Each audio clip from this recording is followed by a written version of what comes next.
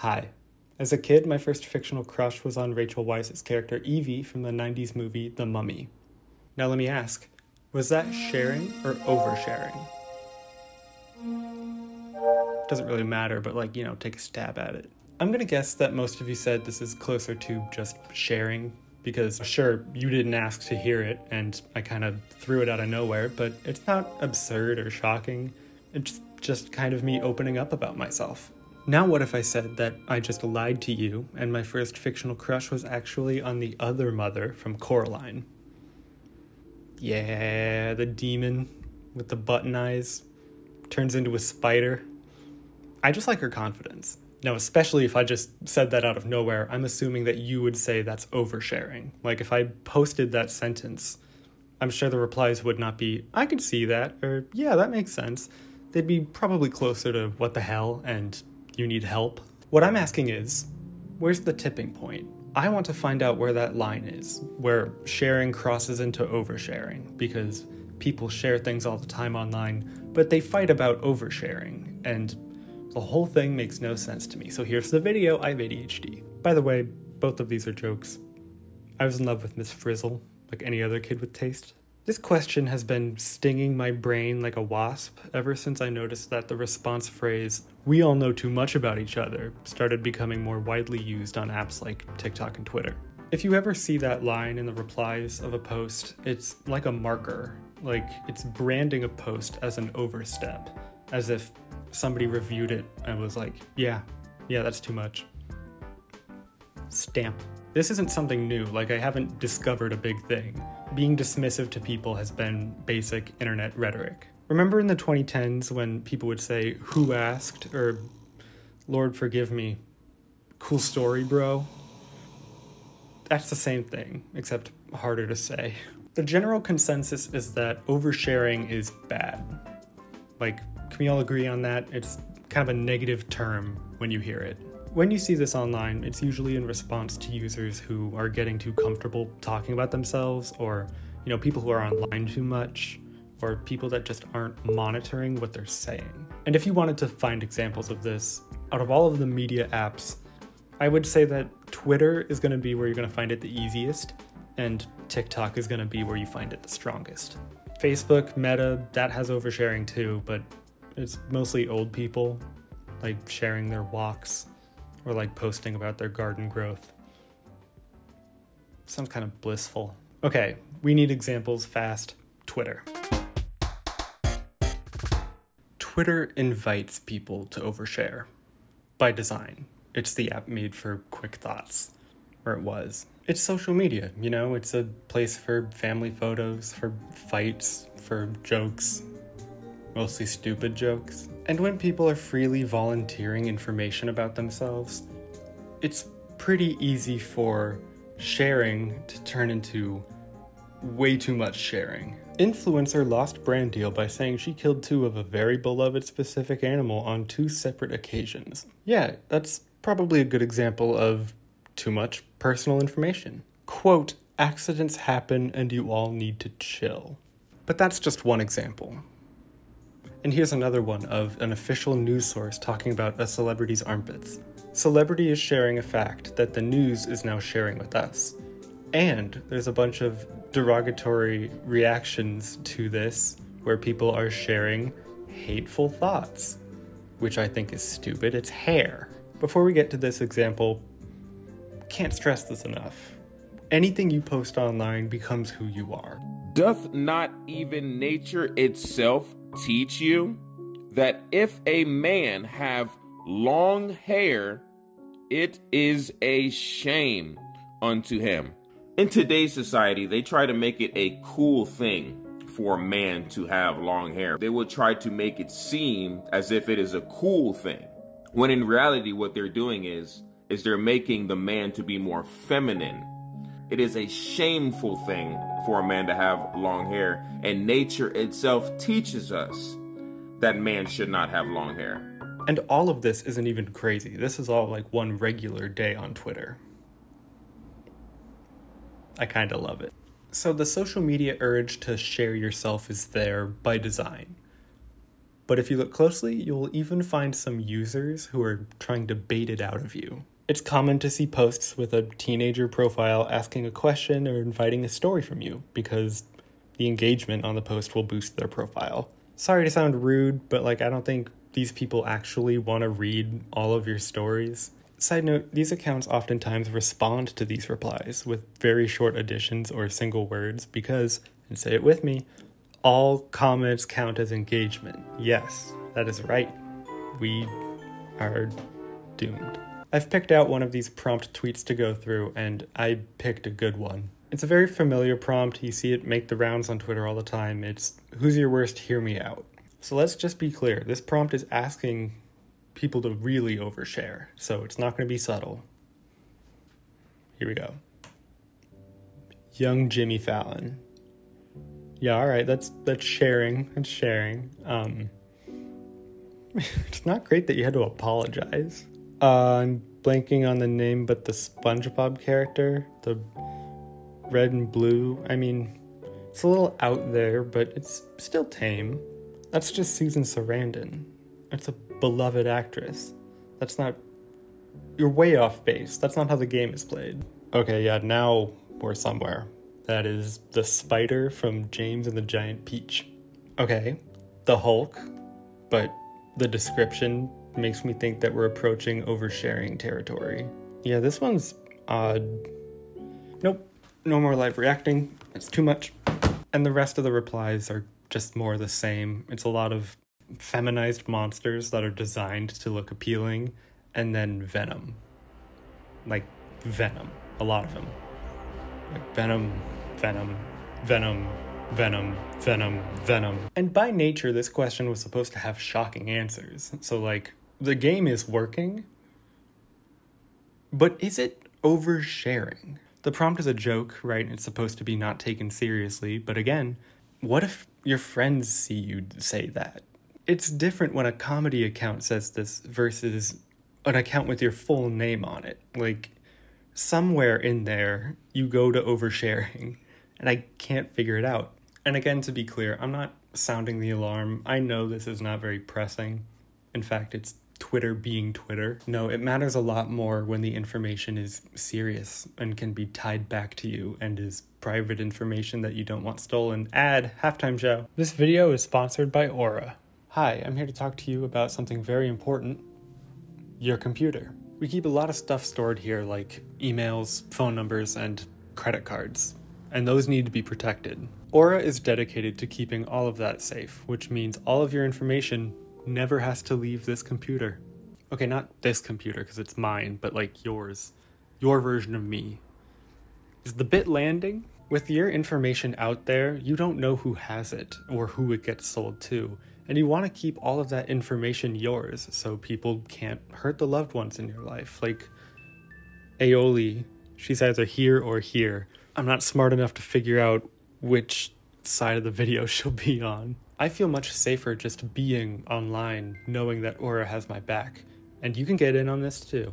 You slap my code on it and you'll get a 2-week free trial. I mean, how could you say no to that? Please take your internet protection seriously, because if there's one thing people don't need to know about, it's all of your data. You can sleep soundly knowing that your data is safe, just like Aioli, by using my code and by signing up for Aura. I'll even include a link of mine in the top line of the description in order to make it super, super easy for you. Protect your technology, protect your information with Aura. Now, how do I get out of here? Once again, that's aura.com/Kunkin for your free trial. Thanks again to Aura for sponsoring this video. And welcome back to this half of the video. We're going to be talking about TikTok, but we're going to try to make it fun, right? There's a lot of kids just sharing really personal information, and that can be funny. So I have a bunch of them lined up for us to react to, just a bunch of personal information from kids. There's a fake out coming. Hello and welcome to the real point of the video. Stop filming strangers in public. Sorry the video was a trap. I really should stop doing that, but it's really fun. While I was writing the script for this video, there was a viral moment where someone was filming a TikTok of themselves at a baseball game, and there were 2 girls behind her that were seemingly mocking her while she was filming it, just pointing out the absurdity of filming a TikTok. The account user ended up still posting the video in order to highlight this bullying and used the hashtag #MeanGirlVibes. So if you catch any of those, look out. That's the point of the video. And it's a real nothing of a story, right? There's just people arguing over who was in the wrong. And there was a bigger problem. I haven't heard anyone bring up the fact that whoever was filming the original user was clearly including the two people in the back. Because look at this framing. That has to be intentional. Otherwise, it's really bad framing. I'm not saying this was staged or like fake. It's just whoever was filming clearly knew that the video was going to have a lot more substance if they included the two people who were if they included the two people laughing at the subject, the video would be a lot stronger than just someone sitting at a baseball game. And I think the idea that we can get clout by filming strangers has been a really poisonous one. Which is why I want to move on to the second point, which is I fucking hate when people film strangers in public. Let's touch on the original theme of the video, sharing versus oversharing. If I'm going to be completely honest, they're the same to me. Earlier in the video, I said I wanted to find the tipping point, but that's a very individual opinion. My tipping point will be different from yours, and that'll be different from everyone else's. For example, I have a friend who thirsts after cryptids. That's just something that they're into. And if they posted a tweet like this, it would not be surprising to me. Like, this would not be oversharing because it's something I already know about them. If anything, it would just get me debating whether or not Venom counts as a cryptid. I'm in my childhood bedroom right now. Like, I have a career because I filmed myself for 3 years talking about my opinions online every week. Well, you want to talk about oversharing? What the fuck have I been doing? Sharing is an action, and oversharing is shame, or the fear of shame, or the idea that someone should be ashamed. And I don't think TikTok is evil. I think social media is what we use it for. But TikTok has encouraged an entire generation of young adults exiting a quarantine that they can become famous and therefore rich by filming themselves, their lives, their actions, the actions of others, anything. Anything for clout. Hashtag anything for clout. I think it's good that we are sharing ourselves on TikTok. And you could complain about how people are sharing their emotional moments, their inner thoughts, their poetry, but it's all on purpose. Like, people are choosing to share these things by uploading it themselves. Recording your Uber driver with your phone stashed low out of view is probably a pretty clear sign that he didn't agree to be filmed, meaning you should not be doing this. This video is filming a stranger who has a cool thing going on, and the focus of the video is on the phoenix kite, not the guy. Therefore, if that stranger is in the video, nothing of harm is happening because people aren't trying to crack his ID or find out what his deal is. They're just focusing on Moltres up there. The fucking prank genre has been doing this for so long, surprising people in public, scaring them, capturing those reactions and posting them online for us to laugh at. I hated it when I first found out about it. I hated growing up seeing it, and I really hate how often it happens on TikTok now. If this were a prank show, like an official production, then these people could have their faces blurred under threat of legal action. But this is social media.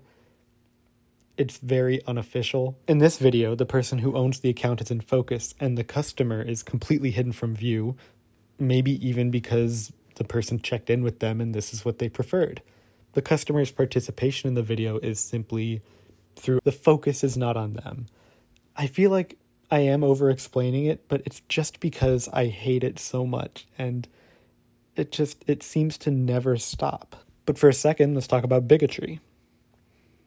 That's a transition I could have worded better. We've all seen the videos of white women harassing black people, or morons causing property damage because a woman is selling them beer.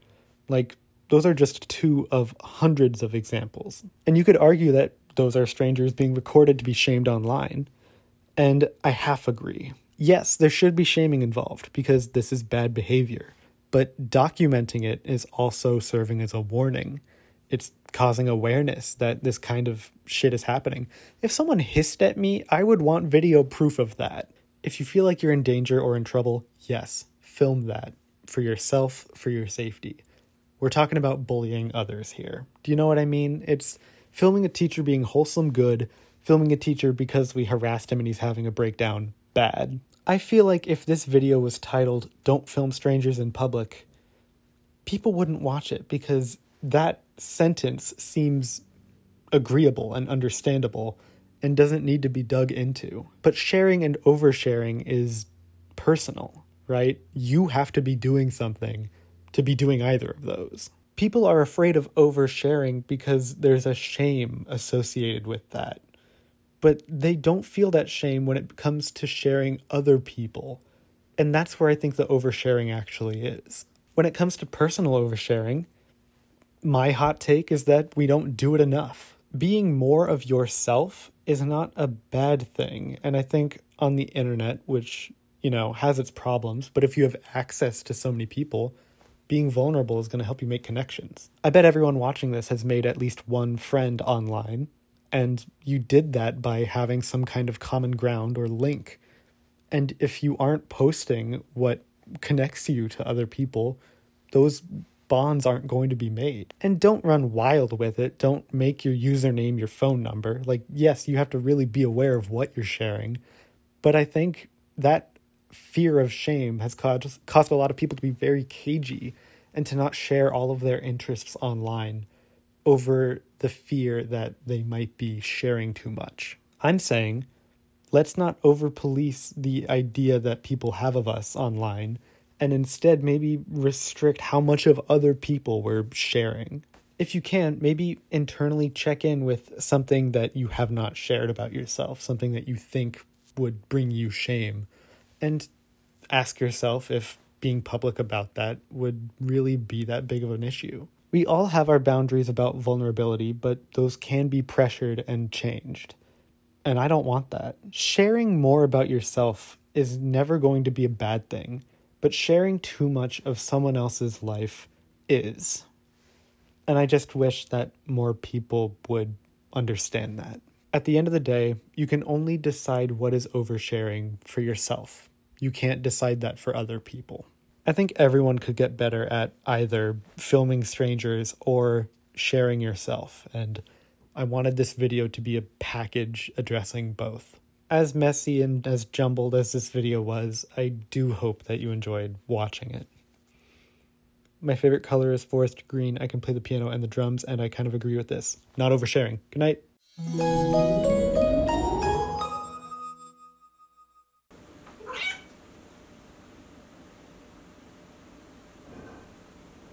Can I help you? No.